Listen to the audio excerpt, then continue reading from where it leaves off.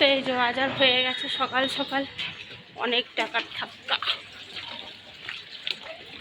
যাই হোক, মাটন নিয়ে নিয়েছি এবার। আর জানেন তো সোনাই খায় না, বাবাও খাবেন না, বাবার খাওয়া বারণ। তো সেই আন্দাজে আবার চারা কোনো মাছ নিয়ে নিয়েছি, জানি তো ঝামেলা এই জন্যে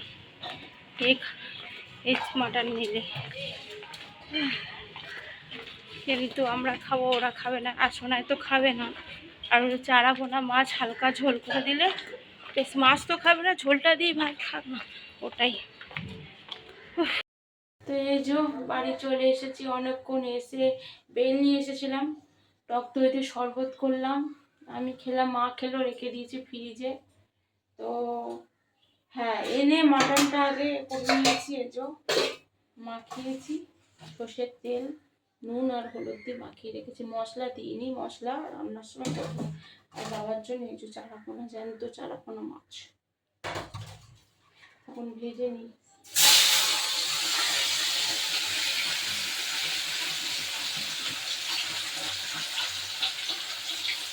তো বাবার জন্য ঝোল হবে পাতলা, তাই ভাবে করে নিই। মাটনটা করতে একটু সময় লাগে, 12:30 বাজতে যায়।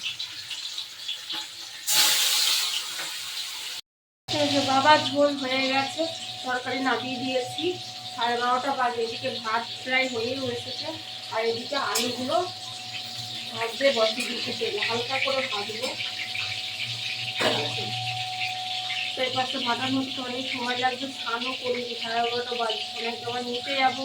সোনার আবার ভালো কথা, আমার বলেছিলাম যে সোনায় নেমন্তন্ন বাড়ি আছে পাশে, তো একটা বাচ্চার জন্মদিন, ওর গিফট কেনার জন্যে এসে, আর এই রোদের মধ্যে এসেছি, বাড়িতে ঢুকতে 10টা বেজে গেছে, তারপরে আর বেরায়নি। সোনায় আজকে নাচের ক্লাস আছে 5টার থেকে, শনিবার, তো ওকে নাচের ওখানে যাবো, তখনই কিনে নিয়ে দেবো। Good evening guys. তো এই যে 6টা বেজে গেছে, সেই যে দুপুরবেলা রান্না করলাম, রান্না করে মাটন। আর যে মাটনের ঝোলটা খুব ভালো হয়েছে, তো মাও খেয়েছে।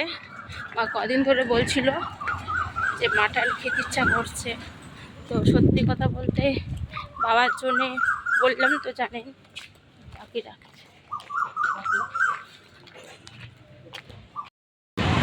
জোড়া মন্দিরে চলে এসেছি, 6:30 বাজে, তাড়াতাড়ি করে কিনে যেতে হবে, দেখা যাক কিনি। বাচ্চা ছেলে ডিঙ্কা আমার মেয়ের সঙ্গে খেলা করে, দোলের দিন দেখেছেন।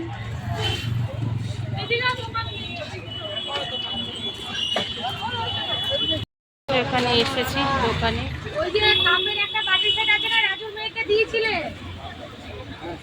আমাকে দাও না, উনি গিফটের জন্য। কই দেখাও,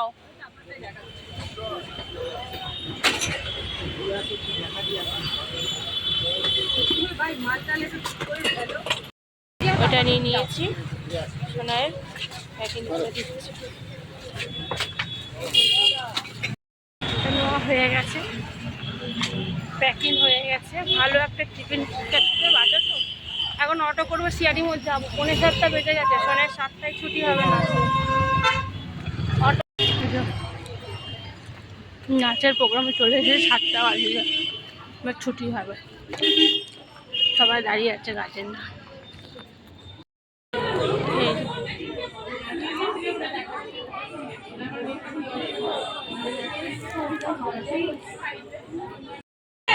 এই যে ছুটি হচ্ছে সোনায়, সব ছোট ছোট বাচ্চা।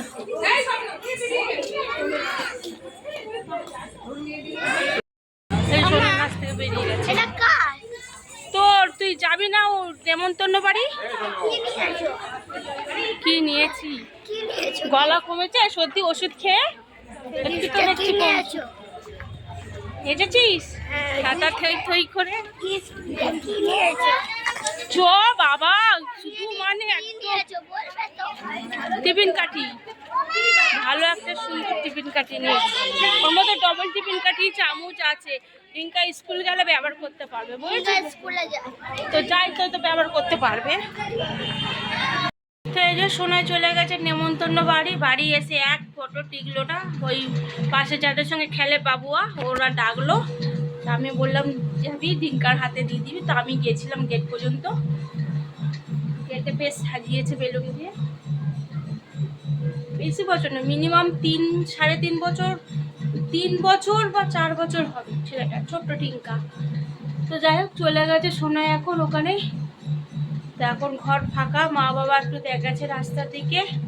তো ভালো বাগাতলে একটু বসি, শুয়ে থাকি। সোনাই তো এখন ঘোরাবে ওখানে, আর কিছু বলার নেই।